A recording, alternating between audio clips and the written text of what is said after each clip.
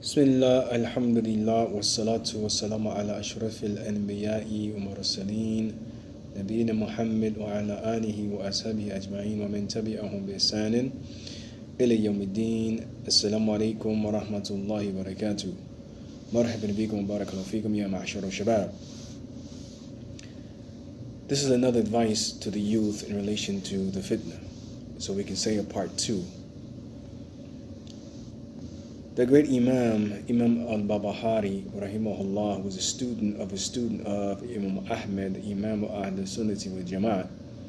Imam Ahmed, who died in 241 after the Hijrah. But Imam al-AbdilHaadee, rahimahullah, he died in 329 after the Hijrah. He has a tremendous book called Sharh Sunnah, the explanation of the Sunnah. And in it he talks about the fitnah. And he says, وإذا وقعت الفتنة فالزم جوف بيتك وفر من جوار الفتنة وإياك والعصبية إلى الآخر كلامه. So he said, when there occurs fitnah, therefore stick to the innermost part of your houses or your house and flee from the vicinity of fitnah.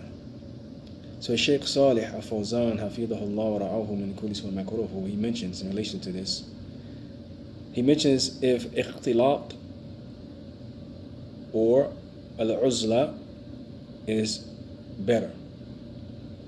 So he said, is al-ikhtilat wal-uzla ayyihima afdal.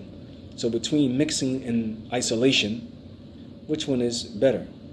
So the Shaykh says, إذا كان في الاختلاط فائدة والدعوة إلى الله وبيان للحق فالاختلاط أفضل. So if the mixing is beneficial in the call to Allah and clarifying the haqq, therefore the mixing is better. So if the mixing is beneficial, meaning with the call to Allah subhanahu wa ta'ala, then therefore, and also clarifying the haqq, therefore mixing is better.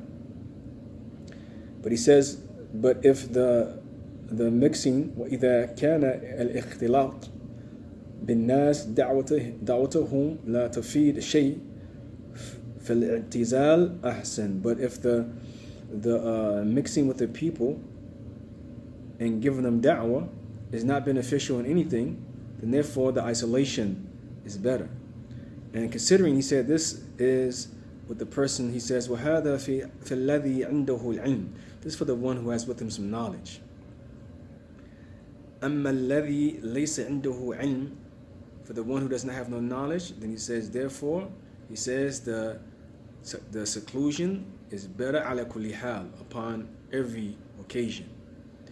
Why? He said, because the person may become entrapped.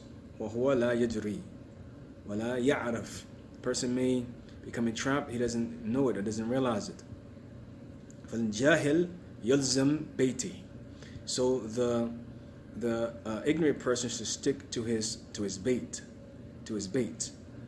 And I asked a question to a Shaykh Abdul-Rahman Muhyiddin hafidhahullah wa ra'ahu min kulli su'in makruh, the great Imam in Medina from the Kibar, late last year, about some advice for me in relation to the fitnah.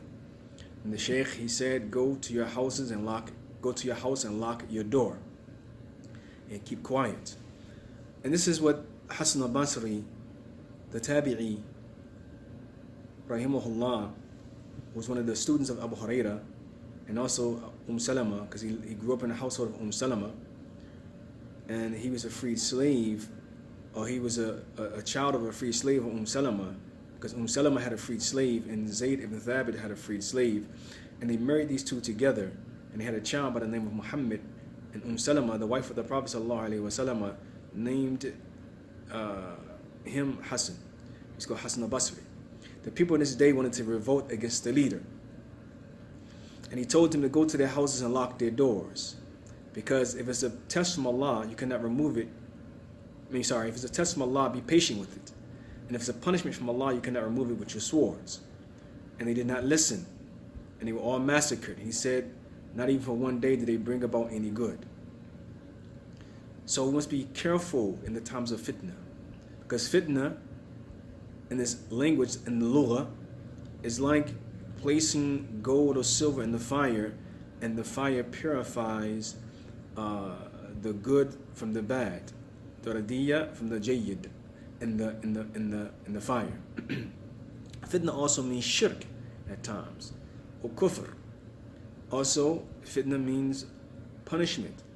It means haraka, haraka finnar, or like burning in the fire, or to burn with fire. It means different things. The word fitnah, it means ikhtibar, imtihan, test and examination. So this word fitnah carries different meanings.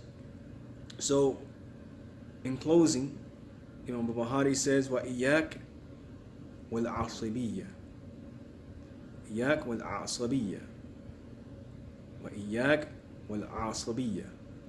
He said, and beware of fanaticism.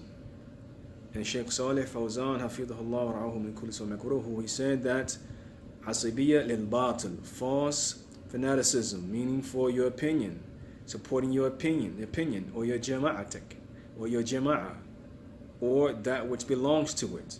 Or he said, supporting other than the haqq. He said, make your intent, in his explanation of Sharh Sunnah, he said, make your maqsood, make your purpose, your aim, and your objective to support the haqq. He said nothing else. He said, whether it be, he said, سواء كان معك أو غير معك, or مع غيرك, whether it be with you or other than you, support it, meaning the haqq. Don't support opinions. Don't support shakhsiyya, personalities. Don't support your group. Don't support all these things, desires, false desires, all these things upon falsehood. So beware. Don't support the people just because they're famous. Support the haqq. Support the haqq. So with that, I want to say, Subhanaka wa bihamdik, ashhadu an la ilaha illa anta, astaghfiruka wa atubu ilaik, aqulu qawli hadha, astaghfirullah li wa lakum, wa an-nasr wa tawfiq fi the anything I said correct from Allah alone, anything I said from mistake from myself and the shaitan. Barakallahu feekum, hafidhukum Allah min kulli shawaz kanakum fi jannatihi. Assalamu alaikum wa rahmatullahi wa barakatuh.